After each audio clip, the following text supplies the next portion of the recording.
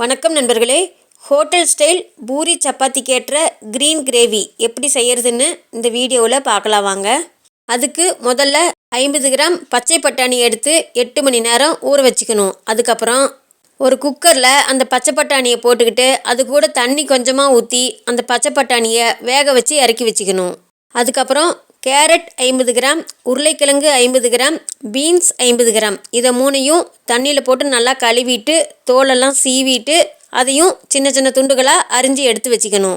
அதுக்கப்புறம் நல்லா பெரிய சைஸில் இருக்கிற ஒரு பெரிய வெங்காயம் அல்லது மீடியம் சைஸில் இருக்கிற 2 பெரிய வெங்காயத்தை எடுத்து அதில் இருக்கிற தோலெல்லாம் உரிச்சிட்டு அந்த வெங்காயத்தை 4 துண்டுகளாக அரிஞ்சு நீளமாக அரிஞ்சு வச்சுக்கணும். அது கூடவே 3 பச்சை மிளகாயும் தண்ணியில் போட்டு கழுவிட்டு அரிஞ்சு எடுத்து வச்சுக்கணும்.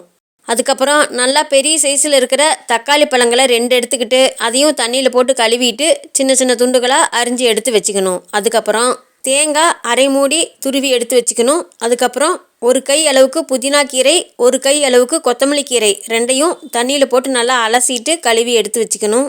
அது கூடவே 3 பச்சை மிளகாய், 1 டீஸ்பூன் கசகசா, 5 முந்திரி பருப்பு இதையும் எடுத்து வச்சுக்கணும்.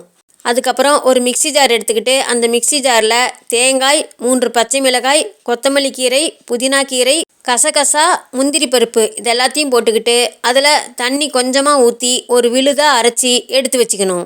அதுக்கப்புறம் அடுப்பில் ஒரு வாணலி வச்சு அது காஞ்ச உடனே அதில் 4 டீஸ்பூன் கடலெண்ணெய் ஊற்றிக்கணும். கடலெண்ணெய் காஞ்ச உடனே அதில் முதல்ல அரை டீஸ்பூன் சோம்பு போட்டு தாளிச்சிக்கணும். அதுக்கப்புறம் அதில் சின்ன சின்னதாக 3 துண்டு பட்டை, 4 கிராம்பு, ஒரு பிரியாணி இலையை எடுத்து சின்ன சின்ன துண்டுகளாக உடச்சி போட்டுக்கணும். அந்த பிரியாணி இலை ஒரே ஒரு ஏலக்காய் இதை 4ஐயும் போட்டுக்கிட்டு 1 நிமிஷம் மட்டும் அதை அப்படியே அடுப்பை சிம்மிலே வச்சு பொரிய விடணும்.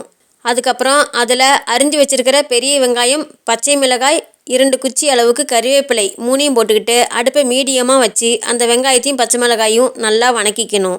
வெங்காயம் பச்சை மிளகாய் நல்லா வணங்கி வந்த உடனே அதில் 1 டீஸ்பூன் இஞ்சி பூண்டு பேஸ்ட் போட்டு அதிலிருந்து எண்ணெய் பிரிஞ்சு வர்ற வரைக்கும் வணக்கிக்கணும். அதிலிருந்து எண்ணெய் பிரிஞ்சு வந்ததுக்கப்புறம் அதில் அரிஞ்சு வச்சுருக்கிற தக்காளி பழங்களை எடுத்து போட்டுக்கிட்டு அதையும் நல்லா வணக்கணும். அதிலிருந்தும் எண்ணெய் பிரிஞ்சு வரணும்.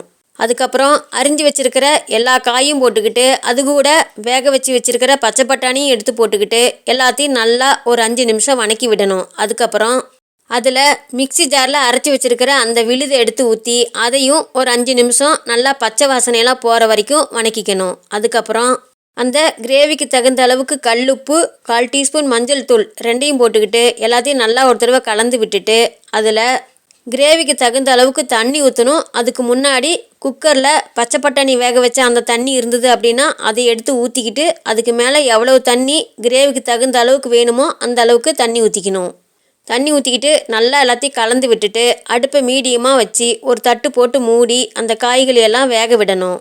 காய்களெல்லாம் நல்லா வெந்து வந்த பிறகு அதில் அரை டீஸ்பூன் கரம் மசாலா தூள், 1/4 கை அளவுக்கு கொத்தமல்லி கீரை 2ஐயும் போட்டுக்கிட்டு நல்லா கலந்து விட்டுட்டு அடுப்பை சிம்மில் வச்சு மறுபடியும் தட்டு போட்டு ஒரு 5 நிமிஷம் அப்படியே மூடி வச்சிடணும்.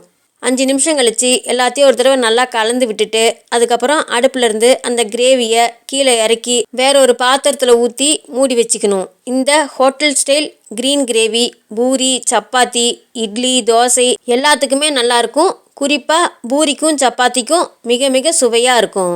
இந்த க்ரீன் கிரேவியை இந்த மாதிரி வாணலியில் செய்கிறதுக்கு பதிலாக குக்கர்லேயும் செய்யலாம். எல்லாத்தையும் போட்டுட்டு கடைசியாக குக்கர் மூடி போட்டு விசில் விட்டு இறக்கிக்கலாம். ஹோட்டல் ஸ்டைல் க்ரீன் கிரேவியை நீங்களும் செஞ்சு சாப்பிட்டு பார்த்துட்டு எப்படி இருந்ததுன்னு கமெண்ட்டில் சொல்லுங்கள். இந்த வீடியோ உங்களுக்கு பிடிச்சிருந்தா நம்ம சேனலை சப்ஸ்கிரைப் பண்ணிக்கோங்க. உங்களுக்கு தெரிஞ்சவங்களுக்கு ஷேர் பண்ணுங்கள், லைக் பண்ணுங்கள், கமெண்ட் பண்ணுங்கள். மீண்டும் அடுத்த வீடியோவில் சந்திப்போம் நண்பர்களே.